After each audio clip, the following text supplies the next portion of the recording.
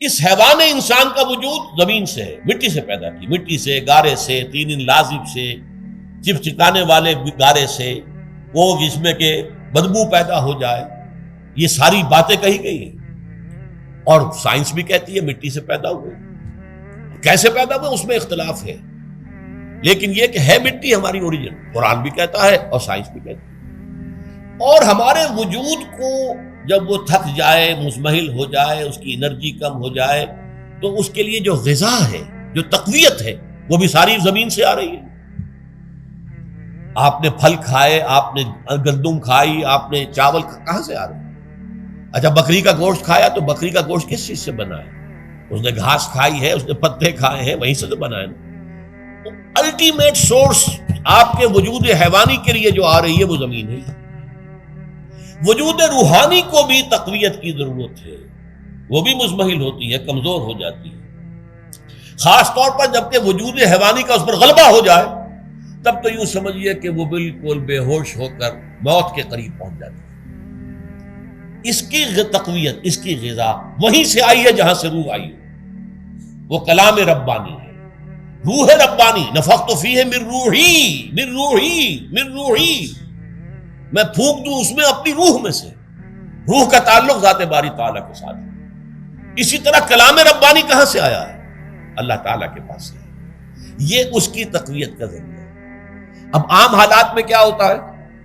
ہمارا یہ وجود حیوانی چھایا ہوا ہے ہمارے وجود کے اوپر، بیچاری روح جو ہے دبی رہتی ہے، پسی رہتی ہے۔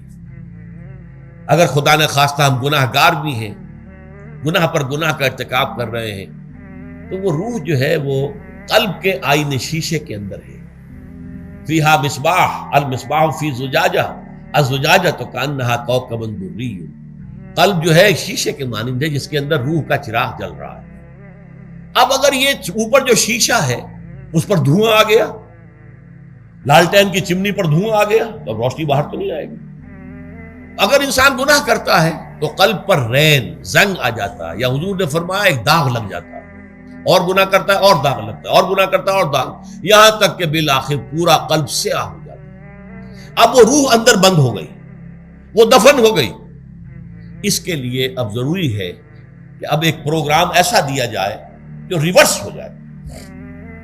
دن میں روزہ رکھواؤ تاکہ وہ جو اینیمل انسٹنکٹس ہے وہ دبے، تو جب یہ وزن جو ہے اس کے اوپر کم ہوگا تو کچھ سائی آف ریلیف سے ملے گا۔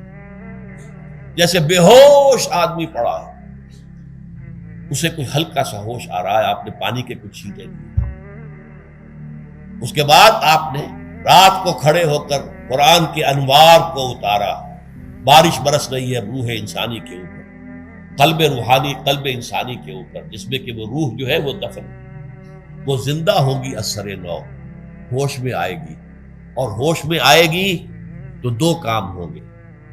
ایک تو اسے قرآن کی عظمت کا احساس ہوگا، یہ قرآن میری حیات تازہ کا ذریعہ بنا ہے، میں دب گئی تھی، میں پس گئی تھی، میں بے ہوش تھی، میں نیم مردہ تھی، اس قرآن کی بارش نے، یہ ترشح جو ہوا ہے مجھ پر، اس نے مجھے حیات تازہ عطا فرمائی۔ یہ جو قدر کا احساس ہوگا قرآن کا، لعلکم تشکرون، تاکہ تم قرآن کی عظمت سے واقف ہو۔ ایک انسان بھوک کی وجہ سے اس کا شوگر لیول اتنا گر گیا کہ بے ہوش پڑا ہوا، اب ظاہر بات ہے کہ آپ اسے کچھ پانی کے چھینٹے دیں گے تو کچھ ہوش میں آئے گا، پھر غذا دیں گے تو اب وہ پوری توانائی پر آئے گا، تو معلوم ہوگا اسے اس غذا کی کیا قدر و قیمت ہے۔ اگر آپ کو بھوک ہی نہیں لگتی تو غذا بے معنی شے ہے، پیاس ہی نہ لگے تو آپ کو کیا معلوم کہ اس پانی کے اندر کتنی بڑی عظمت ہے، یہ میرے لیے کتنا بڑا انعام و احسان ہے اللہ کا۔ وہ تو پیاس پر، جان پر بنی ہوئی ہو، اور پیاس اس وقت آپ کو ایک گھونٹ پانی کوئی دے دے تو آپ کو معلوم ہوگا دنیا و مافیا سے بڑھ کر ہے یہ ایک گھونٹ پانی جو مجھے ملا۔ اسی طرح جب روح دبی ہوئی تھی حیوانی وجود کے بوجھ تلے، جبکہ وہ نیم خابیدہ یا نیم بے ہوش یا بالکل بے ہوش تھی، وہ دن میں تو روزہ رکھ کر اس پر سے حیوانی وجود کا وزن کم کیا گیا، اسے ایک ریلیف ملی۔ رات کو قرآن مجید کے انوار و برکات اس میں جذب کیے گئے تو اس کو پوری توانائی حاصل ہوئی۔ اس پوری توانائی کا پہلا نتیجہ تشکر، قرآن کا شکر، الحمدللہ الذی انزل علی عبدہ عبدہ الکتاب ولم یجعل لہ عوجا، پھر وہ قلب کی گہرائیوں سے نکلے گا۔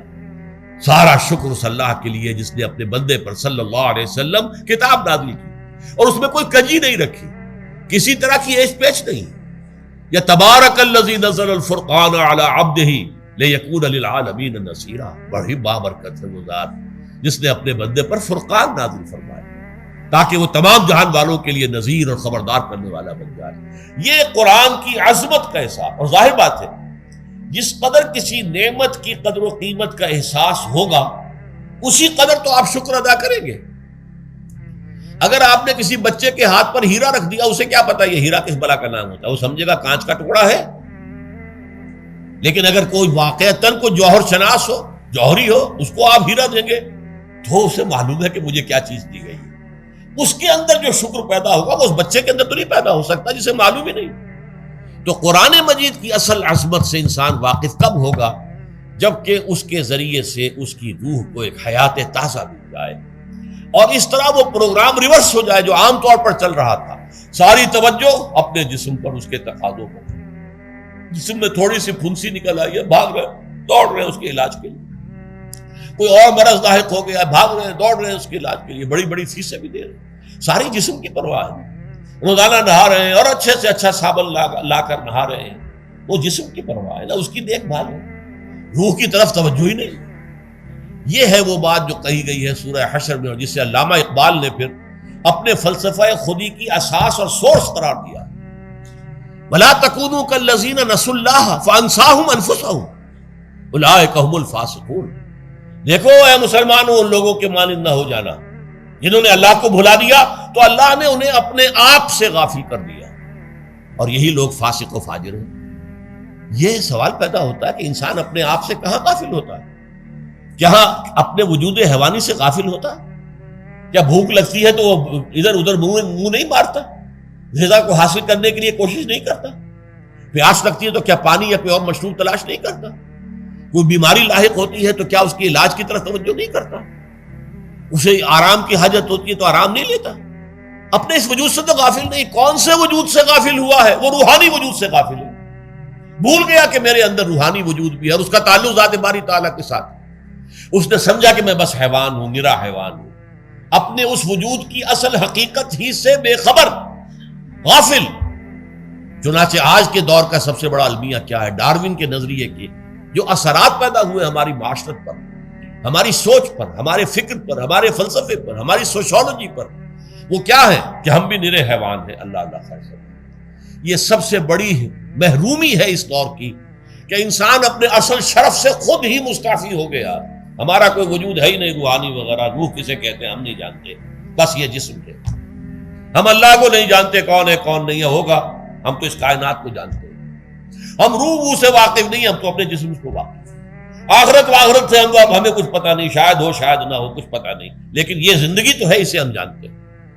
یہ ہے آج کے انسان کا سب سے بڑا المیہ، اور یہ ہے ماس اسکیل کے اوپر ارتداد، ذہنی طور پر مرتد ہو چکے ہیں انسانوں کی عظیم اکثریت مرتد ہو چکی ہے۔